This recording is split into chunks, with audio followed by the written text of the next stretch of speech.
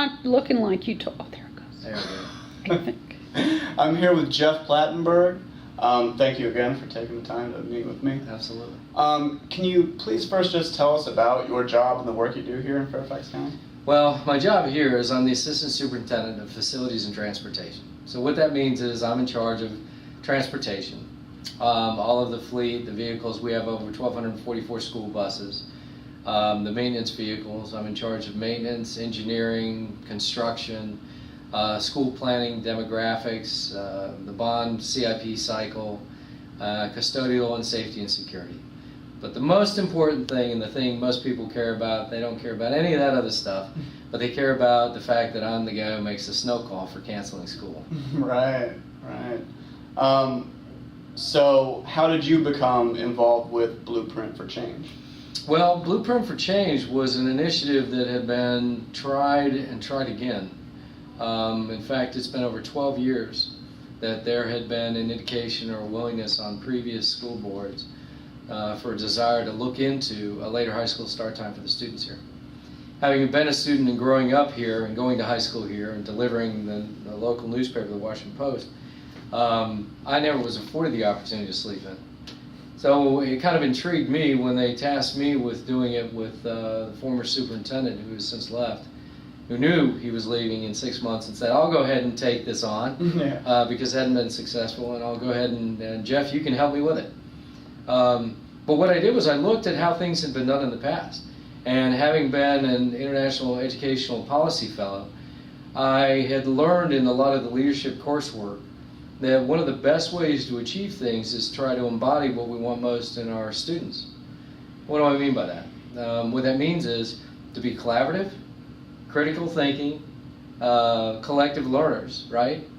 And working together, I found out groups that had a major stake in the later high school initiative. Not only did we need to have a public outreach program, but I needed to find out the customers who were utilizing our schools and our facilities, our physical plants, if you will, and bring them in and say, hey, what worked last time, what didn't work? And why was this such a non-starter from years past? And by doing that, I was able to find out that it's because we didn't collaborate as well as we should have. We had an opportunity to improve our coordination efforts with a lot of these groups, specifically the Athletic Council, the Fairfax Park Authority, Neighborhood and Community Services, a number of groups and organizations that use our facilities, that were members of our community, that had our students who were children participating in their youth programs, who were using our facilities for after-school hours, in addition to communicating the message with the educational groups, the teacher representative groups, the employee representative groups, really just bringing everybody together to the party and letting them all have a piece in the process. So when you were saying that you were reaching out to some of these groups to collaborate with, what were some of those groups? Well, what we did was we got a group called the Children's National Medical Center. And that was an organization that had some very talented doctors, Dr. Judith Owens and Dr. Danny Lewin. Very talented people, recognized in their field. Judith Owens in pediatric sleep and medicine, and Danny Lewin in counseling and psychiatry. Their background in pediatrics and youth and adolescent development and young teen development were pretty helpful in the process. Well, they also had individual working with them. The one gentleman by Daryl Drobnik, who was a lobbyist by trade, but he knew about bringing things together as well.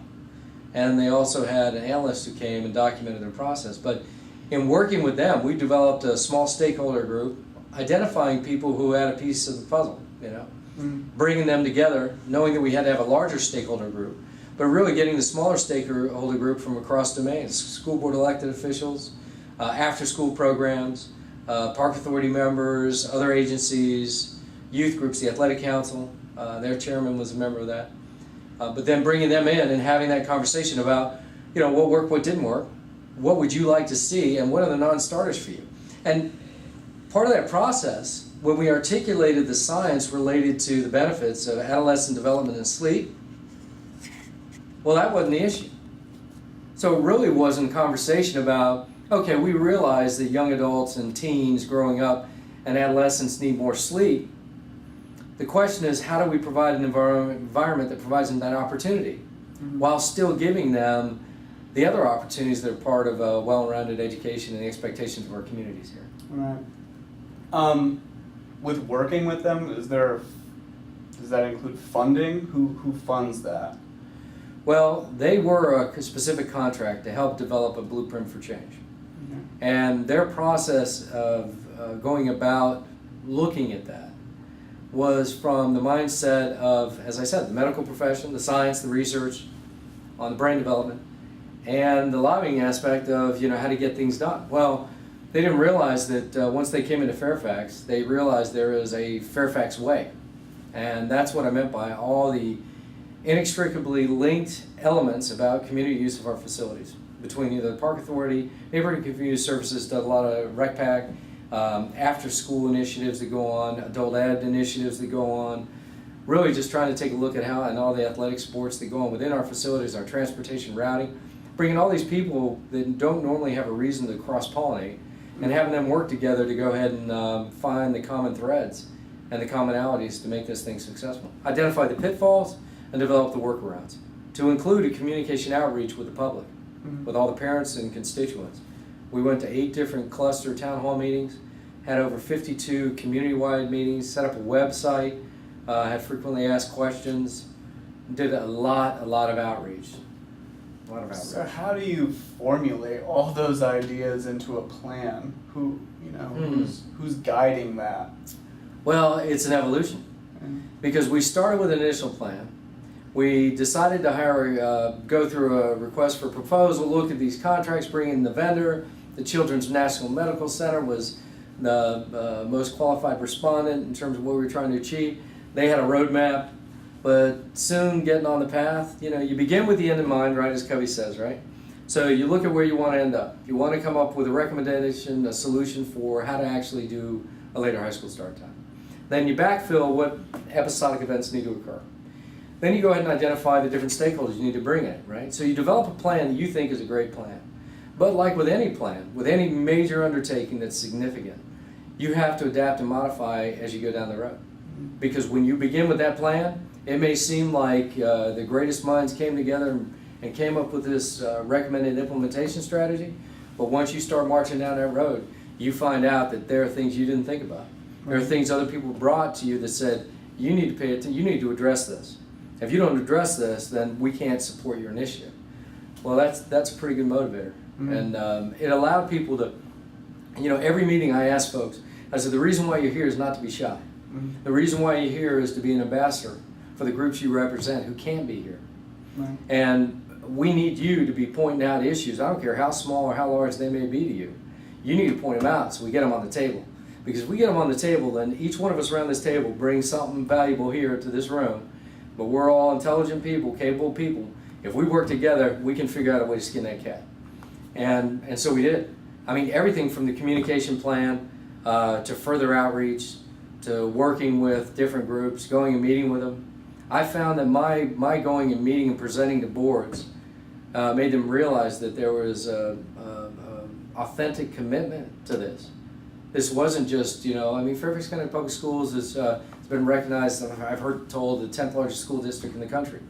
Well, that's a big machine, if you will. So some of these organizations might think we're real small. Well, they may seem small in size, but even one person is significant because they use the facility. So, it was that kind of approach that I think really benefited. I think people felt as best as possible they were listened to, and then we got this feedback in the community meetings. They felt like they were participative in the process. They may not have agreed with the outcome in some of the community meetings, but their voice was heard. Some people said, well, why didn't you come out with a non-change, no change option? Well, that wasn't the charge. In April of 2013, the school board came out with the recognition that they wanted a blueprint for change, not a blueprint for no option. Right.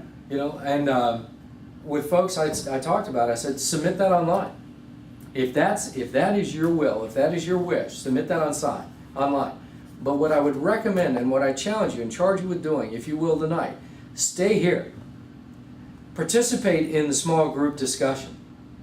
Voice your concerns about what you believe in, your passion.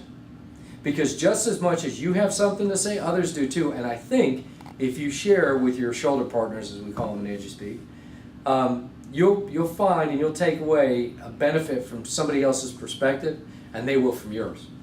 So don't lose the opportunity of being here, is what I told them. Yeah. And when you're sort of met with those challenges or opposition, and you're listening to them, especially with buses, I know that was an issue that they were talking about, and extracurricular activities. Do you have like a specific example of how you responded to those, or maybe, found a solution that parties were happy with? Yeah, well, I would answer that with saying it depends, right? Each opportunity or challenge created a scenario that, as it evolved, the solution to the recommendations had some basic tenets, but there wasn't a framework that was consistent. So each time I had to be willing to adjust, right? And that's kind of tough to do when you think you've got this charge and this is the way you're supposed to go about it, as I mentioned, the framework. But we went through identifying so many different routing iterations of buses, for example. And the people with the Children's National Medical Center said, give us what you think it'll cost, give us an option, and we'll take that out to the public. And the transportation people were saying, no, you tell us what you want, we will identify what that means in terms of our bus transportation network, then we'll run our costs, then you can take that out to your people. So we got caught in these crossways of mindsets, right? So again, find the common threads. They both wanted a cost. They didn't want to skew the data that would affect the transportation costs. What do I mean? It all came down to breaking everything down into its base component parts and identifying which ones were triggers or toggles, or using the electrical switchgear were fuses, switches, that would trigger off or on and create higher costs. What do I mean? We've got special programs. We have special education runs, we have advanced academic placement runs, we have academy runs, all different transportation runs throughout the day, different times. And we also have Thomas Jefferson High School for Science Technology, which is like 33 buses approximately that are depoted throughout the county, and we have buses coming in from other counties that deliver the students to Thomas Jefferson, right? All of those taken into consideration and account. Okay, well, if we change something here, how does that impact? We only have so many assets. We have 1,244, it's the largest publicly owned and operated school bus fleet in the country. Great. Well, okay. But if you start messing with it, you start changing some of these times, well, over the years we've had to, because of budget cuts, become very efficient. All of our elementary schools don't start at the same time. They're staggered. Our secondary schools, middle and high, start at different times. They're closer, 5-10 minutes within the same time frame. Sometimes 20, but for the most part they're closer. But some of our neighboring jurisdictions have all the elementary starting within a 5 to 10 minute window. Well, I wish we could do that. But since 2009, we've cut over 200 buses. So we've had to become more efficient, and therefore more inefficient in terms of bell schedule. You go making changes down here, you've just pushed this side of the balloon and that side's gone out. So that's why you had two people with the same common thread. They wanted cost, but they weren't willing to identify what was a non-negotiable and what was an element that was being willing to be adjusted. So we had to then realize, okay, we agree that we disagree in how we're going to approach it. We agree we need to identify the base component parts of what is involved in this, and that's where my analytical mind kind of came into play. And then I said, okay, then we need to identify certain parameters that are the non-negotiables. And they said, what are you talking about? I said, okay, I gave you examples of different bus runs. I gave you examples of the complexities of how we're interrelated. When a bus run does this, when it picks up and finishes elementary, it may pick up one of these academy runs, it may pick up some other run and then go back to the middle school or secondary run. Through our software, we're very efficient in that regard. But if you want all of the students to not be walking to a bus stop during civil twilight, then that has to be a bar. a non-negotiable, and we have to identify and list all the different elements. So we did that. And then we started picking off which ones were acceptable. Went back to the small stakeholder group. Made sure we vetted it through that group. And then when we went back and then started running the strands, which was really a time-consumptive process, because you have to manually enter every single one of those runs again based upon the criteria to make sure that you don't have those conflicts that you identified that were non-negotiables. It's a time-involved process. We did that over 36 times because each one helped us identify and clarify the picture much more further, and therefore go back, reflect upon it, take it to the group, and say, no way, there is no way that we can have school starting at 10 o'clock in the morning. The community will not, that was a non-negotiable. Can't start it before X, but can start definitely after Y. It helped mold and shape. Right. Yeah. So that's how you started going from the end of that. You use a pie or decorating thing, filling up the end and squeezing it down to finally getting something of beauty out the end. Yeah. It's no wonder that I feel like Fairfax County or any county that has to do a reform, the major dig is always, oh, it takes them forever to do anything. But when you have all these considerations to take into account, it's no wonder that it takes long. That's a good statement. That's well summarized. Yeah. So where are we now? Well, we go to vote for the 23rd. The school board has approved it for information. It goes to a vote following Thursday for action. There will be a lot of people that will come out to speak, probably for and against. The democratic process works. I can tell you that there has been a greater appreciation. The athletic council has come back with a letter of support. They agree. The devil's in the details. Well, we've committed to working with them to ensure that they get their playfield time. We've shown them that, the level of detail is kind of sick. We go through the 60 and the 90-degree fields, right? The softball and the baseball fields. We go into each of the rectangle fields and all the play fields. We go to the stadium field, which nobody could ever use, but now with artificial turf, we can open it up a little bit more. And we talk about where the youth groups, where these memorandum of understandings that we have with a lot of the youth groups that have ownership rights to participate and practice on our practice fields, in addition to our high school league fields, whether it be men's soccer, men's lacrosse, women's lacrosse. By the way, these athletic programs have grown over time. There's more need for more land. These are ages school sites that didn't have these kind of programs. But through artificial turf, through these memorandum of understandings, through this collaboration with the community, we've been able to leverage that.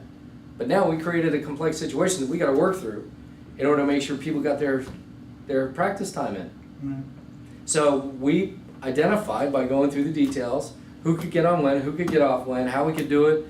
I mean, it was a huge undertaking. I'm still working through the swim team aspect of it with the Park Authority. But I think we're going to get there. There's a general commitment on them, a willingness that they sent us. The legitimate concerns identified, whether it was the cross-country running on their trails, whether it was golf on the golf courses, whether it was tennis on the tennis courts that they have at the Park Authority, and swimming.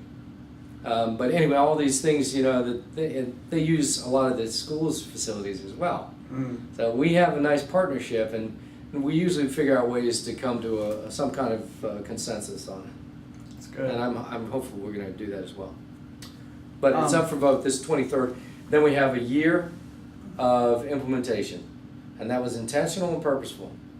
When we first started this program, they came to me and said, we want you to come back with an option to implement it for this next school year, which would have been now. Right. And I said, are you crazy? They said, no. This is this big of an initiative. We've been waiting so long. We want you to come back with one option for that and then one other option for what you might say. So the option I came back with that I did not recommend, but I came back with an option by working with my team, was to start at the next calendar year. But I told them, I said, I think that if we do this, we will be destined to failure for the reasons thus. We have so much use. And I got the consultants to say we have never seen communities that have so many people working together. The school board finally recognized, no, this is bigger than just. So having a year to implement, we've made a commitment to the communities where they're having problems, whether it's daycare, whatever it may be, to work with them to help identify for them solutions and workarounds. It may be that we may not have the solution we may have information or contacts that we can assist and guide them with. And that's been our commitment with the community. Finally, just speaking on reform in general, what are the most important considerations to take into account when advocating for reform? Any kind of reform that you deal with, whatever it may be, and especially social reform or in educational circles, it's absolutely critical that you have an understanding of what the vision is.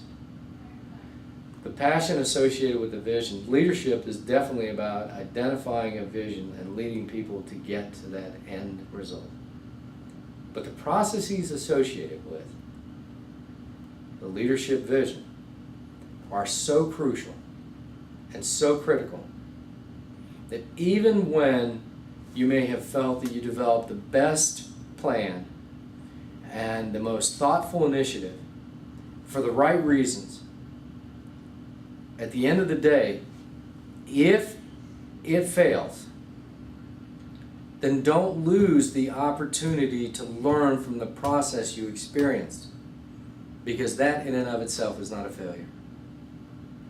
If it's big enough, and if the vision, and if the dream or the desire is so purposeful and has such a benefit, and in this case, everything that my compass is pointing towards is what's in the best interest of children. Make no mistake about it.